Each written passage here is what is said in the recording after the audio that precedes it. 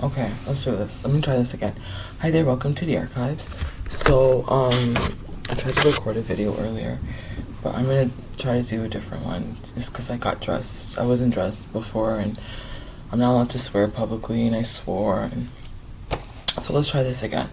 I've been thinking a lot about this past week I had like a low spoons day, week, not day, multiple days, just low spoons week, and it got me thinking about some of the different things I did while I felt like I wasn't really able to be active, and dreaming was one of those things. But I've been and in the other video I was saying, like, don't forget to dream if you can, because thoughts become things. And I think we were seeing how people's imaginations, a lot of other scholars talk about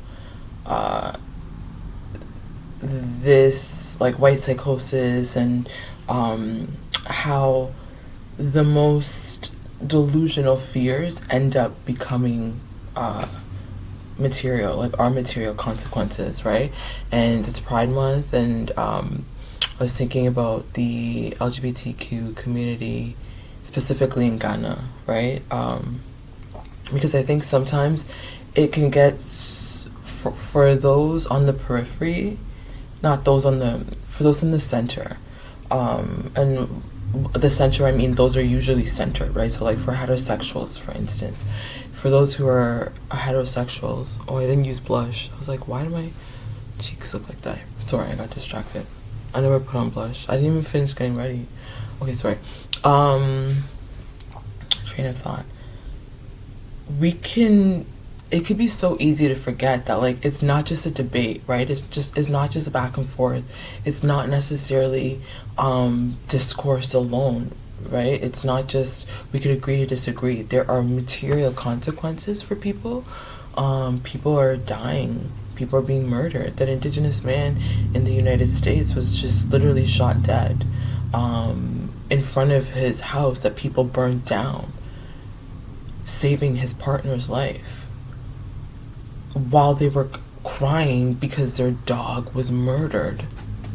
This is 2025. It's not just like, oh, we can agree to disagree. Like, no. It's one thing to not want to see or be like, I don't know how we can be okay with it, but then we're like, but, well, the Bible says it can kill you. Or, not that people literally say that, but I feel like that's how some people feel, right? It's like you're being left for dead, all because Jesus Christ died for us, right? And it's just like, for me, I think, is that the type of Christian I want to be? The type of Christian that says, well, like, yes, I believe in Jesus, and also I believe that it's okay for you to kill somebody because of who they're having sex with. I personally am not down with that. And it's been good the last couple of days being able to have that kind of dialogue with somebody who disagrees, right? And learning more what shapes their understanding, and remembering what shaped my own understanding, and also being reminded of like where I departed and why I departed, and oh yeah, these are the questions that I had that made me question this, and right, then you end up down a rabbit hole and you realize like there's a lot of different options, but one way is, we're told, is the best, the right, the only way.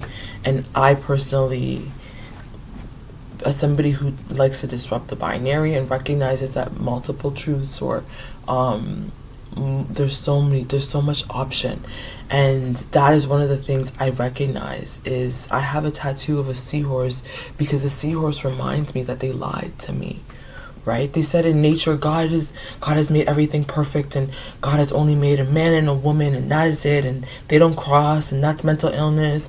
These trans people are mentally ill, and nowhere else in nature do you see this. And you're like,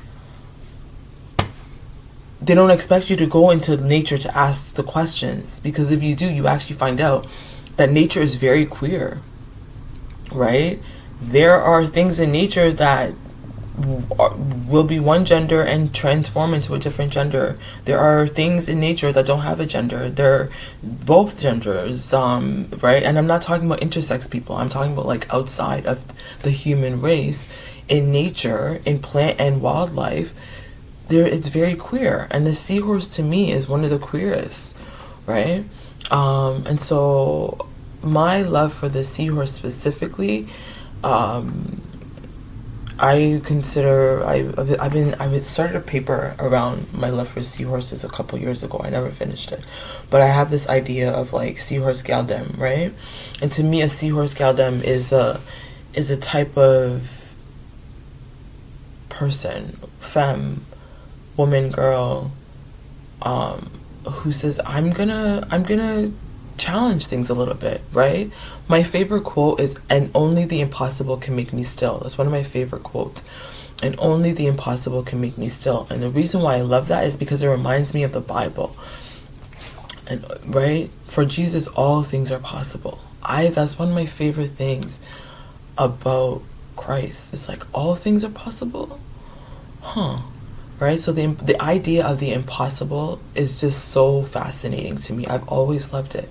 And I think that's what the seahorse does for me. They remind me that it's possible for a female to impregnate a male. You told me that's not possible. They said that's not possible. They said a female cannot impregnate a male. You're like, oh, you're talking about humans. Because in the seahorse world, the female is the only one that impregnates a male. And it just reminds me, they lied. You guys didn't. You omitted stuff that didn't make you look good. They kept stuff away from me that didn't make them look good, because now the seahorse males are the ones that carry the eggs. They're the ones that have birth. The male is the one that gives birth. You told me that wasn't possible, and the seahorse says I'm possible. I am possible. I am impossible, right? I pulled up on Gemini some of really tell me some fun facts about seahorses. The dads get pregnant. Yeah, to me, I love that. Candace Owen, I saw Candace Owen. It was just like 2 minutes. I have to go back and watch it because like I was getting triggered in my own. She was stressing me out, and then it was like my own cognitive dissonance was happening, and like I had to dissociate. So I Will Return was Cornel West and Candace Owen, but she stresses me out. Because it was like within 2 minutes, there's like 3 things. And one of the things is like feminists are raising men that they wouldn't even date. I wouldn't date any of these men because none of them are the type of feminist I would want. I'm talking about the seahorse. Give me the seahorse man. And I think that was her argument. It's like they're raising soft men who they wouldn't even date. That's not the type of soft I'm talking about. I'm not talking about the dad that stays at home watching Bollywood telenovelas while his wife is out running the business. That's not a feminist. Feminists didn't ask for that. Feminists asked for the very minimum equality. That's not equal. If one's staying home, now the roles are reversed. That's not right. And they think that's a gag. She thinks that's a gag. Oh, you guys are raising feminists. You won't even date. First of all, we're not dating. I'm not dating. Right? And if I did, a seahorse. I'm looking for the type of person that's like a seahorse, where the man says, you know what, I will take some of this labor. Matter of fact, let me carry your babies for you. What? You want to carry my babies? Where would you even go? Why? Yes, locked in. We are locked in for life, and that's what seahorses do. Seahorses lock in for life. They mate for life. Right? Because who else am I going to? You're gonna have my babies for me? Sir, go right on ahead. Right? The dads get pregnant. This is arguably the most famous seahorse fact. Female seahorses deposit their eggs into a specialized brood pouch on the male's belly, where it then fertilizes and carries them until they hatch. They're dedicated dads. A male seahorse provides oxygen and nutrients to the developing embryos within his pouch, much like a mammalian uterus, so like a kangaroo. Is that what a mammalian uterus is? I don't know. Massive birds. Male seahorses can give birth to anywhere from a few dozen to over 1,000 tiny fully formed seahorses. They're called fry. 1,000, over 1,000, like, and your sperm count is good? Oh my god, I'm looking for sperm. Girl, I am looking for sperm. Quick recovery. After giving birth, male seahorses can often be ready to receive another batch. Why wouldn't you want to reoccur as a female seahorse? I'm sorry, she's a badass. That's a bad gal. That's a bad gal. But that's a bad man. To me, that's a bad man. What are you talking about? And you're ready to go for round 2? Say less. Say less. Say no more. Say no more. Right? And I think a lot of trans men who do end up having birth will resonate with the seahorse, right? A lot of trans men who've carried their own children really identify with the seahorse. And I'm just like, yeah, to me, that's beautiful. They're terrible swimmers. Despite being fish, they're fish. That's what I love about them. They don't look like fish. You think a seahorse looks like a fish? A seahorse is a fish. They said, I don't want to look like that. No offense, Nemo, but like, girl, I can look like this and still be a fish? I love seahorses. Like, how is this a fish? This is a fish. Seahorses are fish. They're fish. But they don't look like fish. They look like, you don't know what they look like. You're like, is that a pig snout? Is that a hummingbird? Is that what are you? Is it a demon? That's what the Christians say. It's demonic, right? Because it looks like a dragon. It looks like a horse. It's just, I love it. The multiplicity of the seahorse is my favorite. It says they're poor swimmers. They have the anchoring tail to compensate for their weak swimming. Seahorses have the, prehensile tails that they use to grab onto seagrass, coral, and other stationary objects. It prevents them from being swept away by currents. They're master camouflage artists. One of my neighbors calls my kitties escape artists, and I'm like, well, where do you think they? Which is the whole point, right? But they're master camouflage artists. It says seahorses are experts at blending in their surroundings. They can change color and even grow skin filaments to mimic their habitat, helping them hide from their predators and ambush prey. Independent eyes. Like chameleons, seahorses can move their eyes independently. So they can, allowing them to look forward and backward simultaneously. What are you talking about? Yes. Sound kofa.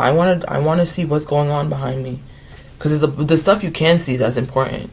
That's the stuff you can see that's important. The seahorse says, don't worry, I got you. I'm looking at both at the same time, girl. Front and back, side to side. 360, right? Beautiful. Anyways, those are some of the... They have no scales. Instead of scales, again, they're like fish. Scales? We don't do scales over here. We got skeleton. It's like... They don't listen. They just do what they want to do. And they still are classified as fish. They have the hippocampus is what they're called technically. I had a whole essay I wanted to write about my love for seahorses. They're monogamous, often, in quote, often. Many seahorse species are monogamous, forming strong pair bonds and often staying in the same mate for an entire breeding season or even for life. Their daily dances, mated pairs reinforce their bond with daily courtship dances, which can involve synchronized swimming, color changes, and even holding tails. This is so good. Let's dance every day. Could we just dance every day just to like build our bond? Be a seahorse. Be more like a seahorse. Please be more like a seahorse, everybody. They are one of a kind creatures. They're one of my favorites, and so I don't know how I got here, but just somehow in thinking about everything that's going on, I just have to keep reminding me whenever something feels like, I'm wrong or they're gaslighting you, I just have to remember, you're a liar. You lied about this. You said that it wasn't possible. You said it was only male and female, and nature said it's different. You said there wasn't more than 2 sexes. Nature said it's different. You said that you can change sexes. Nature says it's different. You said you can have only... Nature says it's different. And if God created nature... So, it's 15 minutes. I'm going to go. Be more like a seahorse, okay? And that includes the men. Happy Mental Health Awareness Month. Men, fellas, be more like a seahorse. Take on some of that labor. You're not babysitting your kids. Those are your kids. You're a grown ass man. Those are not. You can't babysit your own kids, right? Take on some of the labor. Yes, it's your month, but like that's also how we build. Look at me, I'm giving people talk. I don't even. Let me shut up and go. All right. Until next time, in solidarity.